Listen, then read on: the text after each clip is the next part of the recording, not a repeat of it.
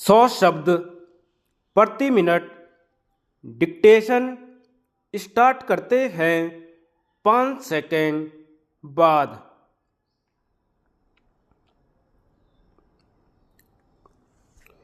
श्रीमन, हम उस युद्ध में नहीं पड़ना चाहते थे। दोनों गुटों से अलग रहने की हमारी नीति उस हद तक ठीक थी, लेकिन जब विश्व की परिस्थिति बदल गई और विश्व के 2 केंद्र नहीं अनेक केंद्र पैदा हो गए, फ्रांस अलग चला गया, पीकिंग एक आकर्षक का केंद्र बन गया, रूस और अमेरिका में शीत युद्ध समाप्त हो गया, दोनों निकट आने लगे, तब भी हम अपनी विदेश नीति में लचीलापन नहीं लाए, हमने परिवर्तन नहीं किया। हम नॉन अलाइनमेंट को मंत्र मानकर उसका जाप करते रहे। अगर नॉन अलाइनमेंट का अर्थ यह है कि भारत स्वतंत्र विदेश नीति पर चले तो उससे कोई विरोध नहीं हो सकता, लेकिन अगर नॉन अलाइनमेंट का अर्थ यह है कि हम बारी बारी से किसी एक के देश के साथ अपने को अलाइन करते जाएं, हम पहले अमेरिका के साथ कर रहे थे, अब रूस के साथ कर रहे हैं और हम एक दूसरे दर्जे की घटिया दर्जे की ताकत बनकर रह जाएं तो फिर यह गुट निरपेक्षता को नीति न तो हमारे राष्ट्रीय हितों का संरक्षण कर सकती है और न यह विदेश नीति के जो उद्देश्य होते हैं उनको पूरा कर सकती है। सभापति जी, बांग्लादेश के मामले ने यह बात फिर से सिद्ध कर दी है कि 23 सालों में हम मित्र नहीं जुटा सके। आज हम अपने को मित्र विहीन पाते हैं, बड़ी मात्रा में विस्थापित आ रहे हैं भारत में शरण लेने के लिए। यह सरकार मानती नहीं थी, मुश्किल से मानी 30 लाख से ऊपर संख्या जाएगी।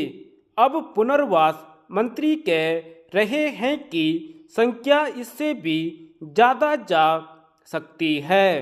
अब वहाँ अकाल की स्थिति है। पाकिस्तान सरकार उन्हें अन्न नहीं दे सकती है, देना भी नहीं चाहेगी। लाखों की संख्या में विस्थापित भारत आने वाले हैं।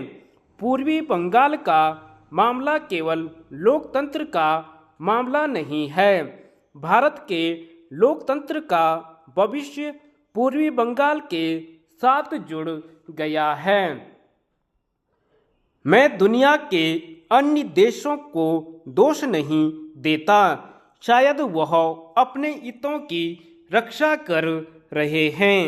अरब देशों से हमने मित्रता निभाई, इजराइल को नाराज करके, जिसके जन्म में अमेरिका के साथ सोवियत रूस का भी हाथ था, हमने अरब देशों का साथ दिया।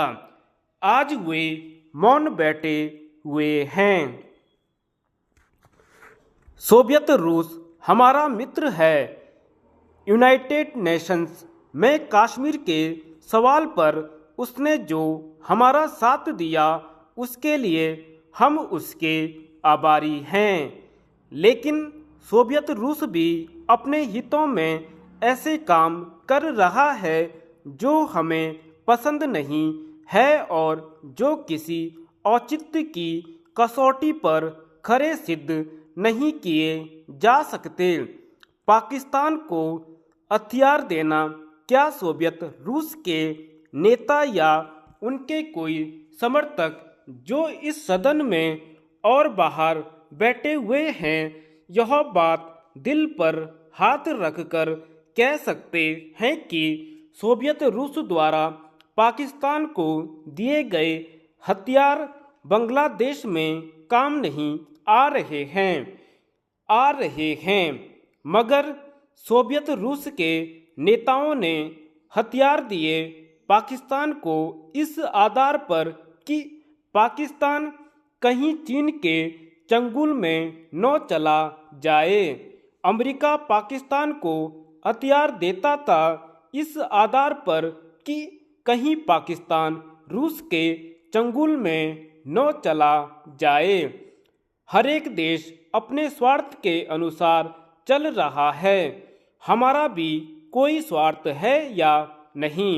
लोकतंत्र की दुहाई देने वाले सोवियत रूस ने चेकोस्लोवाकिया में फौजें भेज दीं। दुनिया में किसी ने उंगली नहीं उठाई। अमेरिका वियतनाम में जो कुछ करना चाहता है कर रहा है। निंदा करने के अलावा उसके हाथ रोकने वाला कोई नहीं है।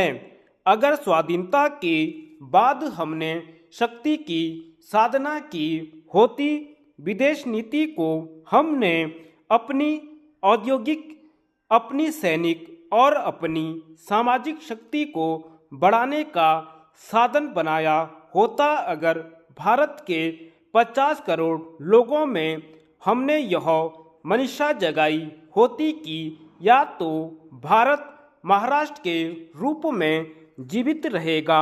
महाराष्ट्र से मेरा मतलब महाराष्ट्र प्रदेश से नहीं है।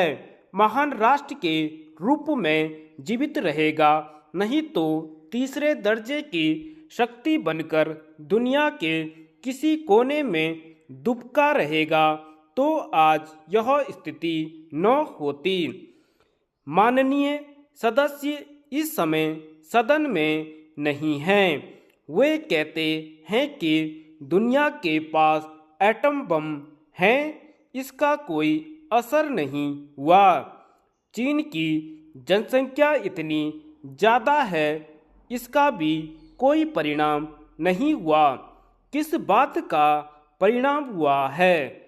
सभापति जी, चीन की उपेक्षा नहीं की जा सकती।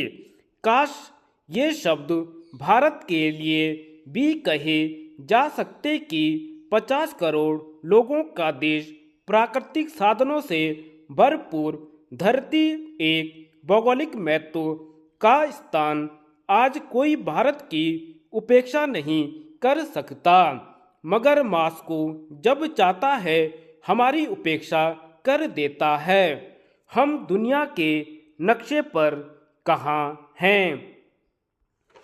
धन्यवाद।